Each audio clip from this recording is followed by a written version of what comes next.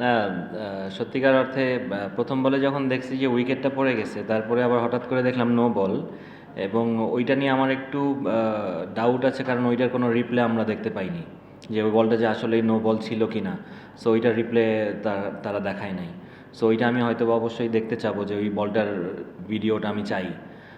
Second of all, তারপরে যেটা শুরু হলো, হ্যাঁ, এরকম আমিও কখনো দেখি নাই যে এক বলে 15 run, no ball free hit, no ball free hit, white ball.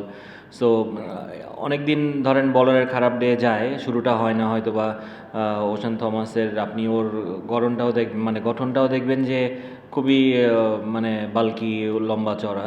So okay আসলে এই দেশের যারা প্লেয়ার আছে তাদেরকে, তারা সবসময় একটু এরকম থাকে, এবং এদের ধরেন ওশান থমাসের ফিটনেসও অনেকটা ঘাটতি আছে আমার কাছে মনে হয় অ্যাজ আ ফাস্ট বলার।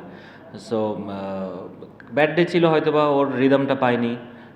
কিন্তু ওর একটা নো বলের টেন্ডেন্সি তো সবসময়ই আছে, যে কোনো ইন্টারন্যাশনাল ম্যাচে আমরা দেখি যে ওর নো বল হয়।